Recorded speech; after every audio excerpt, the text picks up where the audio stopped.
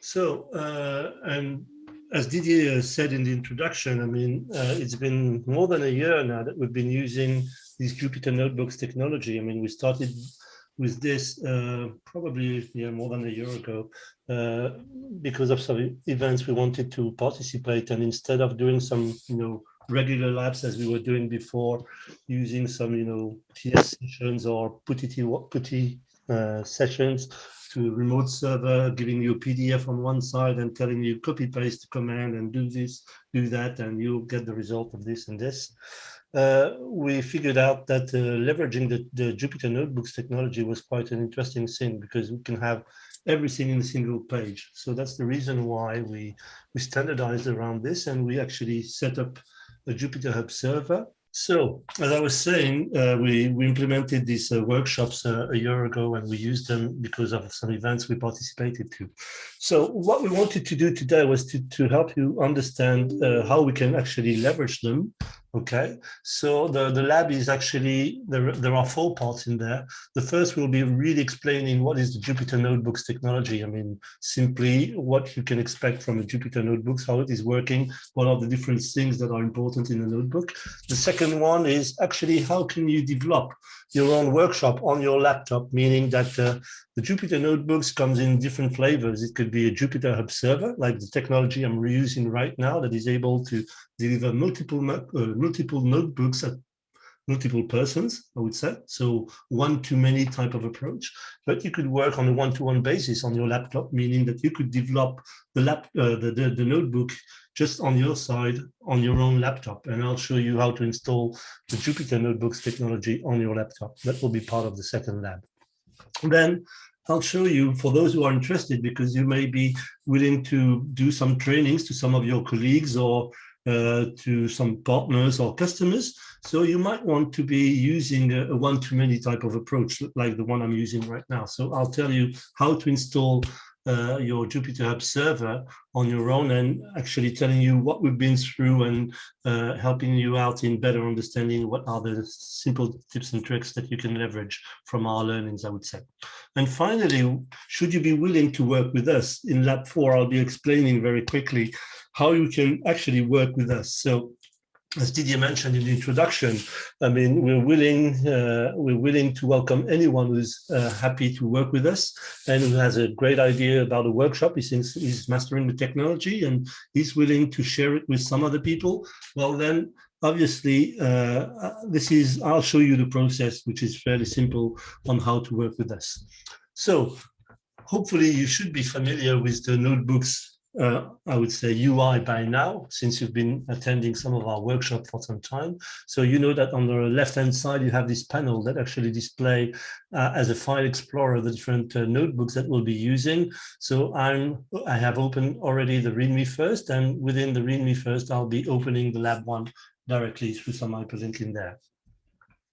So Lab 1, which is the introduction to the Jupyter Notebook. So really going through some of the basics of a notebook, really what it is all about. So a Jupyter Lab is, Jupyter is a web-based technology, interactive environment in which notebooks, code and data are being shared in a single frame, I would say. So it's simple, quite easy to use, very, I would say, flexible. The user interface is a web-based interface, and it's usually following along some cells. So as you can see here, you have the first cell that was executed already. I mean, if I double click here, you will see the content of the second cell. And if I go execute it, you will see that it actually provides some different, it's a markdown cell as it is shown in the top of the page here. Then I go to the next cell. So I could do a simple click using my mouse, or I could go for, I think it's a Shift Enter or Control Enter. Shift Enter works as well. And it provides you with the next cell, actually. So the main, I mean, the introduction is mainly actually based on Markdown cell, as you will see. So the Jupyter Notebooks, as I said, it's an open source project. I mean, if you go on Jupyter, Jupyterhub or .io, I think, if I remember well, you'll be discovering the different content and different projects that they are giving away. So obviously there is the Jupyter Lab, the Jupyter Notebooks, and the Jupyter itself. So the Jupyter Lab is a web-based, a new web-based interface. We're not using it right now. We'll be considering notebooks and Jupyterhub in this session mainly. Okay, so let's start with the basics. Let's start by creating a new notebooks. So from the file menu on the top left, okay, we'll be clicking new, and then obviously, if I'm doing this right, hopefully we should be opening a new notebook. Okay, fairly simple. And when you're opening a new notebook, the first thing first is to select the kernel. Okay, the kernel is somehow the background engine that we'll be using for the coding experience that you want to go through. So in our environment, I mean, we'll be selecting the Python 3 for this one, okay. And in our environment, okay, if you go on the launcher, the first tab here, you will see that there are a list of kernels that are already available that we set up in this environment that we use for the different notebooks and the different workshops that we've been delivering over time. So it goes from Python 3 to Ansible, simple Bash kernel, or Go, Java, PowerShell, Rust, SSH, and so on and so forth. The list of kernels that are available through the Jupyter Notebooks is very, very, very long. There are hundreds of them. Okay, so it goes from simple automation tools to, coding, I would say program languages, or simple infrastructure tools like SSH and these kind of things. So, and obviously going down to the AI world, there are plenty of other things that comes into the game. And we won't be really talking much about AI, even though originally the notebooks were obviously very largely or heavily used by data scientists in order to actually train their model and actually have all the code and the markdown and the result, the display of the trainings in a single frame. So that's why it's heavily used in the AI world.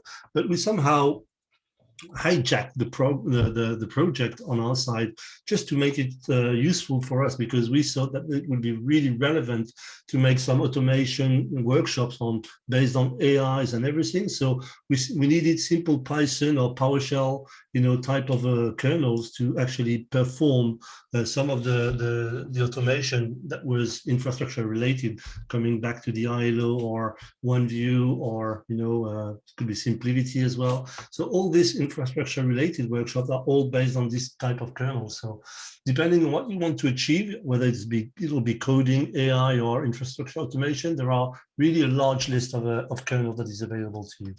And actually, if you go down below the page, there is a link to the list of the kernel. So you have created a new kernel. It shows up as untitled by default, okay? And obviously, you will see that in the notebook, as I was explaining earlier on, there is the left-hand side, which is kind of the file explorer. And then on the right-hand side, this is the editor and the run environment, I would say. So as you can see at the top of the notebook, you have some different icons for saving, adding a new cell, cutting, pasting, playing, stopping the kernel, refreshing the kernel, executing all the cells, or restarting the kernel and rerun the complete notebook if you're willing to do so. Then you'll have the selection here, whether the cell will be a code cell or a markdown, meaning that you'll be explaining something, or it's just simple row command. Okay. So as we saw, I mean, we're creating a new notebook, and for each of the cells that we'll be embedding in the notebook, we're selecting whether it's going to be code, markdown, and so on. Okay, so we created this new notebook. We selected the Python 3 kernel, and then we're explaining that, okay, it could be code, markdown. There are other comments that are coming along with the Jupyter Notebook. So actually, by default, and it's not the case in our Jupyter environment, but you have the possibility to right-click and actually I would say, instead of all this, on top of all these commands, you have the possibility normally to actually export and I would say convert the notebook in a PDF format, HTML, text. You have also MS Doc, I mean, Microsoft Word as well. It's not working in our environment, unfortunately. This is one of the, I would say, issue that we have to fix. And Bruno is in the room, and he should be able to tell us one day we'll be able to fix this, but one day only. And it's not top of our priority so far right now, I would say, the conversion. Okay, so the Markdown itself, the Markdown is a lightweight markup language for formatting plain text, as explained.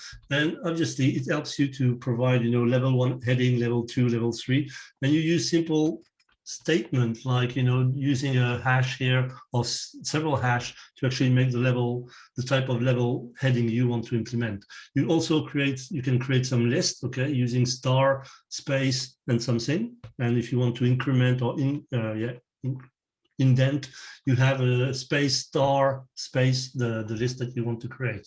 So the first exercise, I mean, you can actually create, as you can see, the list, and we'll try now to actually create a simple list in our environment. You can also embed some images. Images are coming either from a local folder that you can use, okay?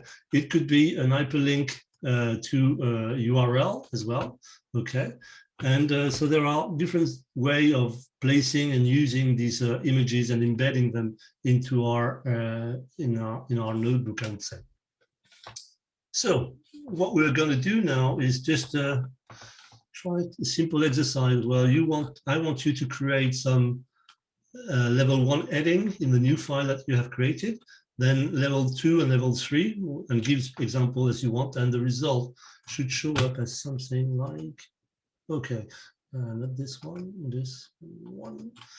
Like, this is level 1 heading, okay, this is level 2 heading, and obviously level 3, okay. So this is the first exercise. Then the second one is just to create a list, okay.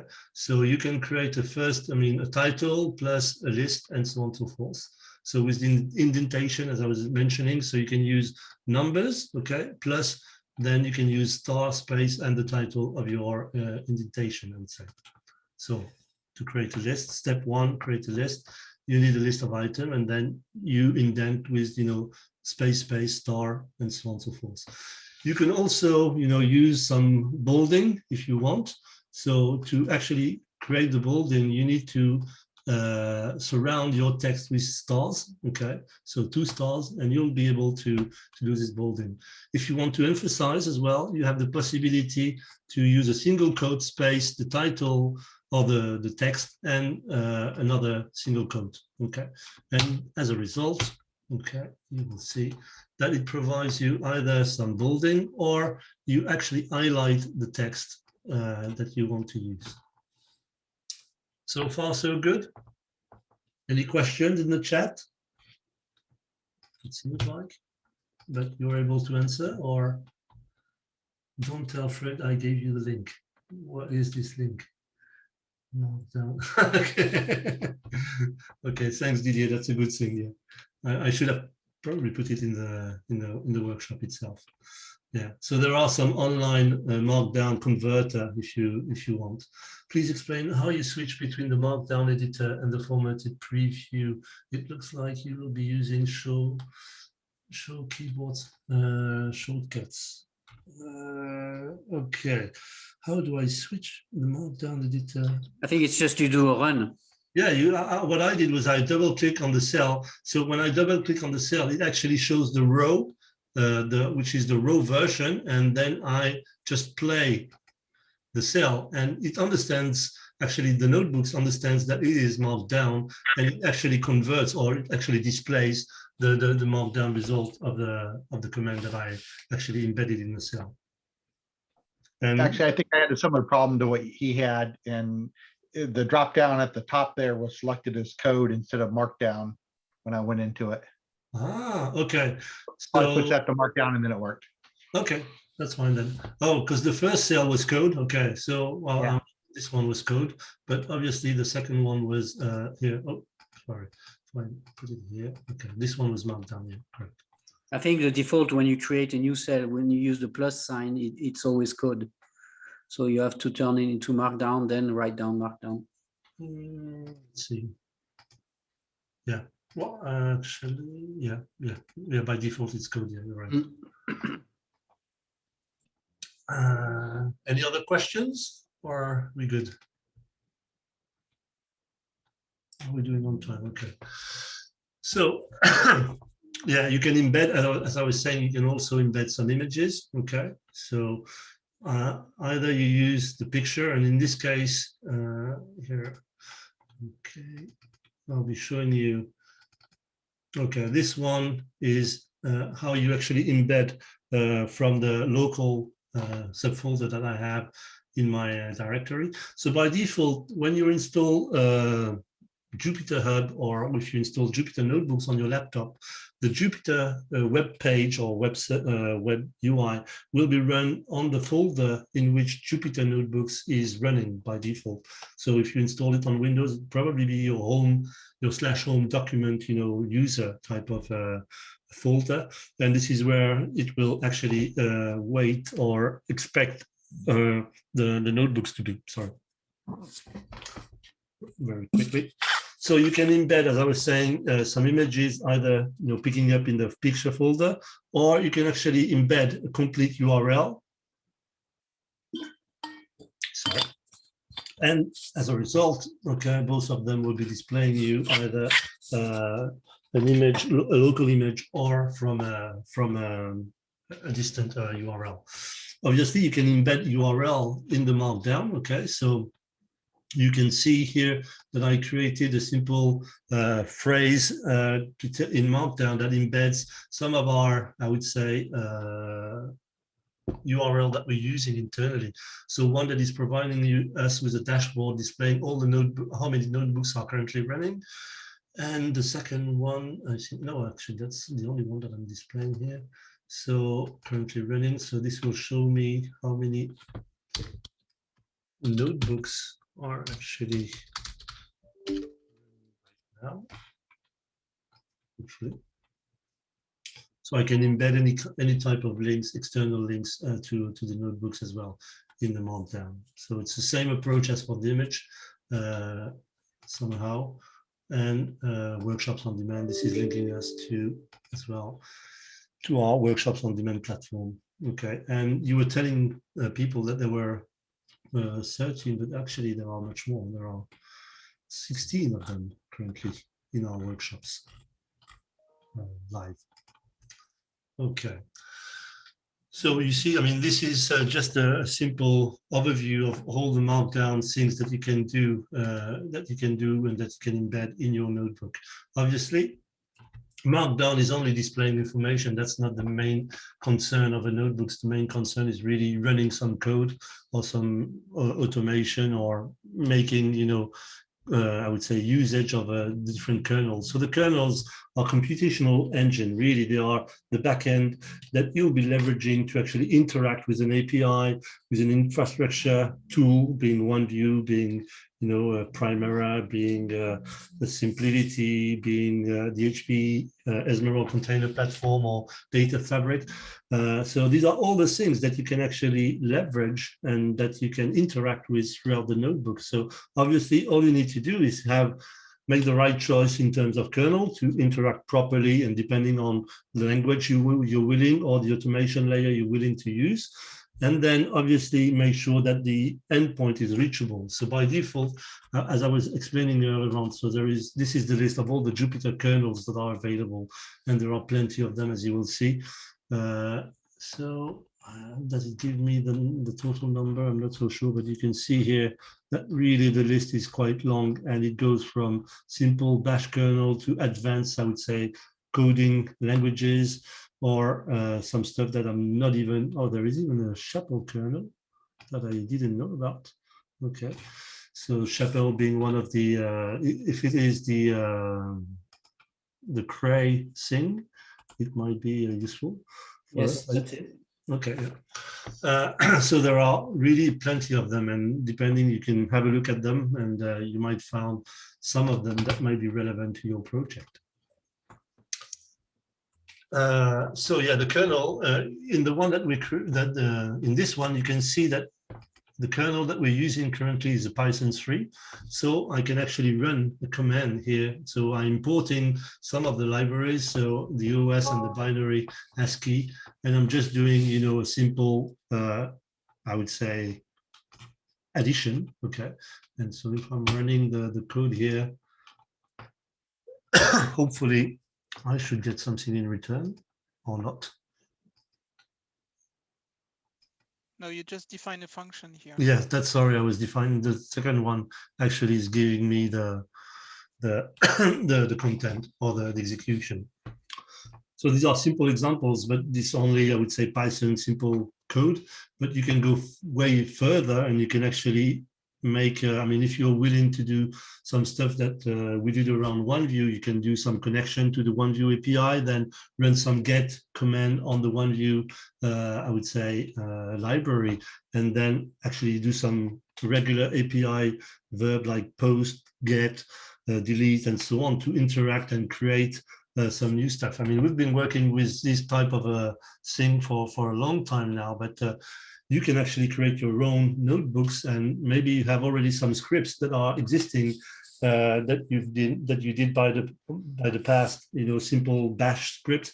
And if you want to make them interactive and I would say more explanatory to your customer, nothing prevents you from using this technology and embed the scripts into a simple Bash kernel to actually have the possibility to explain it in front of your customer or your colleagues. That's the idea behind the notebooks, is really that you can share the things that you are working on and in a simple manner, because you can deploy them, you can save them and share them with people. So obviously you need to name them properly, so you can actually right click on your untitled and rename it to whatever is relevant to you. Okay. It could be your student name, it could be the project name or the action that you'll be doing on this, and so on and so forth.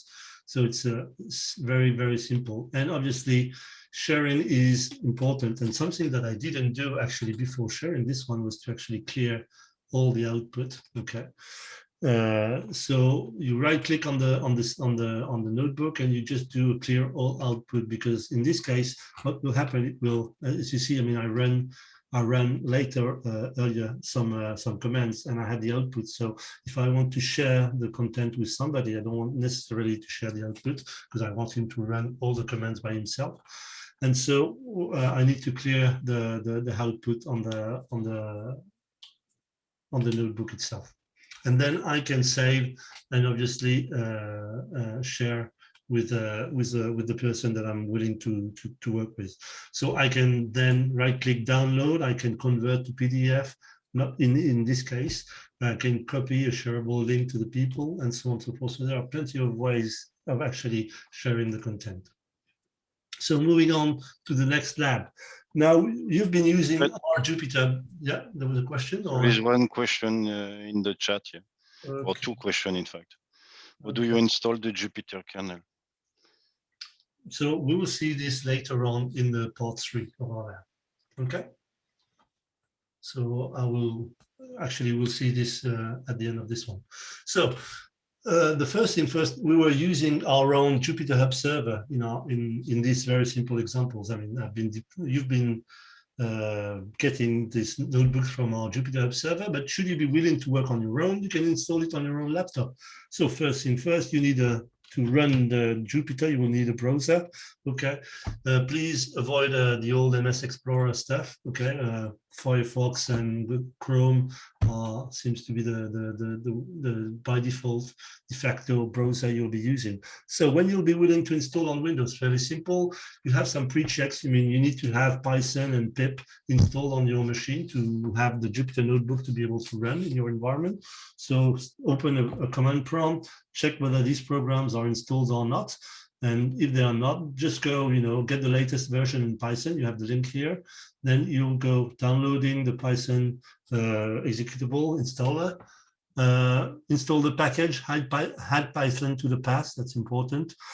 Check also remove path lengths in case of, you know, very long naming folders, repository or directories.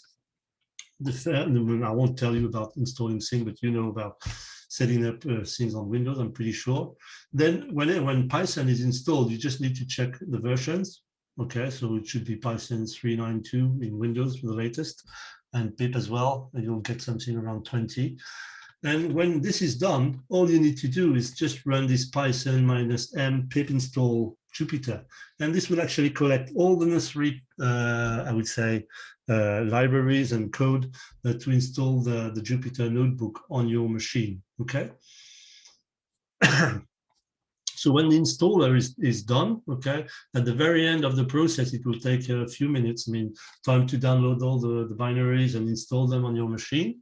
When this is done, obviously, you'll get a URL at the very end of the process, and that it's self-generated a token that will allow you to actually connect to the machine. So it will be a localhost on port 8888, okay?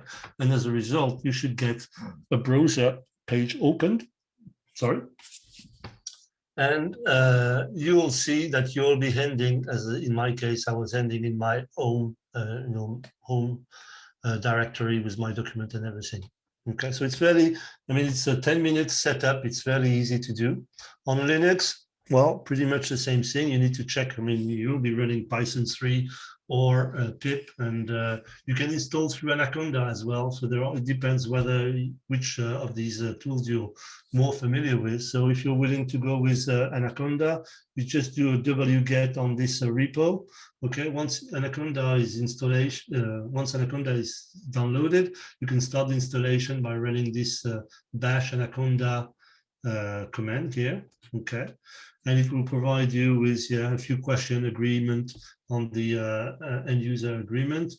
You type yes, enter, then it will be installed. Once Anaconda is installed, actually, you need to have again, make sure that the local path is added to your Bash RC to Bash profile, I would say. And when this is done, you just source again the Bash RC file, and then you check the Conda version. And I'm pretty sure I missed something. Anaconda Bash. Did I miss something about installing the Jupyter Notebook? Because it comes by default, but I'm pretty sure. Repo Anaconda Bash.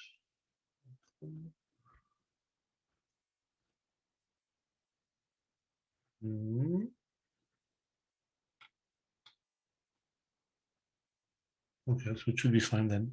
I'm wondering whether I missed something, but then you just type Jupyter Notebook to start the application, and again it will be on the same port, and it will be run on the folder where the Anaconda stuff was installed. You have after installing Anaconda, you have to run Anaconda Navigator.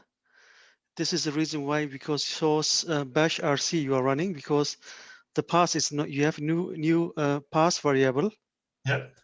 And yes, this is new, and and after that Anaconda Navigator, and inside Anaconda you have Jupyter and Jupyter Lab. Okay, it comes by default, yeah. And so when you start Jupyter Notebooks, just running, the simple Jupyter Notebook command, okay, it will provide you again with a web UI. I mean, it will pop up a web browser again, where you have the possibility to run your notebooks. Okay, then you have some commands about, minus help and so on. If you are willing to do it by pip, then you just do a pip3 install Jupyter. And if you have pip already installed if you don't want to go through Anaconda, that's another possibility. On DOS, we won't be doing DOS, I'm only kidding here. And Docker, obviously, if you have a Docker environment, Docker engine already set up in your environment, well, you need to have SSH access, either on your laptop, on your Linux machine, or on a VM or whatever, you'll be running Docker. So I gave you some examples of, very quick overview of how to install Docker. Actually, there's somebody in the room who's preparing a Docker 101. So Bruno Cornec will be delivering soon these type of workshops. And so if you're not familiar with Docker, you should be, but just in case, we'll be proposing a Docker 101. So this one gives you very quickly how to install Docker on a light version, I would say. And so you can go through all the different things. And then when you have a Docker engine running, then you can browse to this actually page where it will show you all the latest and greatest of all the different images, the Docker images that the Jupyter project actually provides by default. So it could be some of the basics, so the base notebook, it could be a minimal notebook, and for each of them you have the details of what is actually embedded. So depending on what type of image it contains, whether it actually supports this type of kernels. So it really, there are plenty of them. So it could be the R notebook, the SciPy notebook, TensorFlow notebook for people who are willing to do some, data science stuff, data science notebook. So there are plenty of them that comes by default. And actually use this page to create the follow. I mean, the list here is actually based on the page I was just showing earlier on. So you will see that there are some relationships. I mean, the base notebook image is really the base that is serving the minimal or the SciPy or the TensorFlow, and they are kind of, adding some more functionality when you're going down in the list, okay? And so this is all the different images that are available by default, okay? So I'll give you examples of what they are doing, but really what you'll be interested in then is to really run the image itself. So all you have to do is start a container. So you can do, Docker PS or Docker start a given image that you're willing to go through. And now if you do, or you can remove the container, start the container, list the container, but the one that you'll be willing to do so is just launch a Docker, and this is Docker run the image that you're willing to go for. Okay, so I provide a few examples here, but really, if you're familiar with Docker, all you need to have is the engine, where to get the image, and that's about it really. So people were asking about kernels earlier on. So if you're on Windows, okay, the first thing first, you need to run this command to see how many kernels are actually installed by default on your machine. And so if you run a Jupyter kernel space kernel spec list, it will give you the list of all the existing kernels that are in the default installation. So I think that if you did the Windows one, you'll probably get nothing but Python, I think. Now, if you would be willing to add the Bash kernel, for instance, all you need to do is do a Python -m pip install bash _kernel, and this will install, we'll get the binaries, and then the binaries, you'll need to run this kernel install command to actually set it up into your environment, okay? And when this is done, you'll be seeing that in the list of the kernel that are usually standing on the right-hand side of the page, you'll see that Bash is actually appearing. So this is dynamic. I mean, you do the installation, you refresh your browser, and the kernel should be here. So then I would say that each kernel is really different. So again, as I was showing earlier on, the number of images that are available, this one, just go in this page and see how they are actually being installed. So if I click on the Jupyter kernel for Chapel, okay, they will tell me that, okay, I can do this if I'm on Ubuntu, install, okay, Python. I do a pip install Jupyter, we don't care. But if we want to do this, so we have to do these two commands and probably get the the kernel first from somewhere. So I need to check, but please install Chapel in Chapel, it's called, and pip install kernel Chapel. So there are usually 2 or 3 commands that you need to run, and depending on whether you are in the Jupyterhub server or on your own laptop, this may differ, but really rely on what is provided to you in this page to actually do the kernel installation. And it's usually a default, CLI based type of installation. It's usually 1 or 2 command maximum. Now, you see that on one side we have the notebook, okay, and the kernels that allow you to interact with something else. This something else can be, as I said, an API endpoint. It could be a publicly available API. Some of them are private, or I would say are based on our infrastructure solutions. So obviously you need to know them from yourself, I would say. So once you know these API endpoints and how to interact them, then you can select how to do this. So you define a subject, maybe one view, an infrastructure to support the interaction. So it could be a one view DCS. So you can have them running on your own laptop next to your Jupyter kernel, Jupyter Notebooks if you want. Maybe you need to select a kernel. So maybe it's going to be programming, automation, it's going to be data science. And obviously you'll need time to assemble all this. I mean, it took us a few months to actually build up a proper environment, but still, this is very useful. because we think that that's a very efficient way of sharing knowledge with your colleague or your customers. Okay. Are there any more questions? So magic comment with back. So Bruno is answering. So okay, thanks a lot, Bruno. Am I doing on time? Okay. So how to install a Jupyterhub. Now, what we've seen here was just a local installation on your notebook, okay?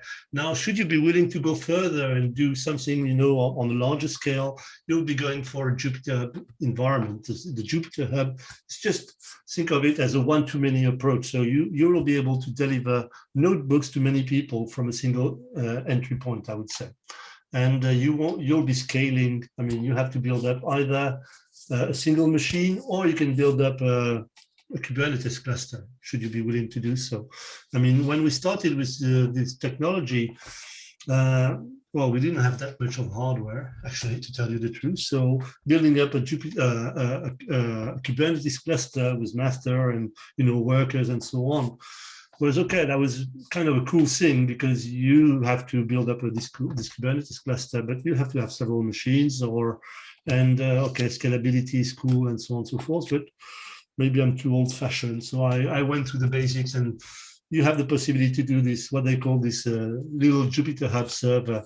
And so I went for this one, which is a standalone server running on a single machine that provides you the capacity to, even if it's not on multiple machines, it's still able to deliver multiple notebooks to multiple people. So the Jupyterhub project is really providing you customization, flexibility, scalability, and portability, in the sense that, well, you can support thousand, or I wouldn't say thousand, they say dozens of kernels. Okay, I mean, in our case, we have already a few of them, but we know that over time we'll be adding some more. It could be Chapel, as we said earlier on, but anything that, if you have any idea, you can come up with, and maybe we'll be having some new kernels to support the workshop that you'll be willing to do with us. So flexibility in terms of authentication, you can integrate with LDAP, you can integrate with local PAM, plenty of ways to actually perform the authentication. Scalability, well, as they say, it's container friendly, so you can use it on Kubernetes, and obviously you can really expand to a larger scale. In our case, I mean, our single server is able to display and to run, I would say, hundreds of people in the same way, in single workshop, if we, depending on the kernel we'll be using and the task we'll be doing.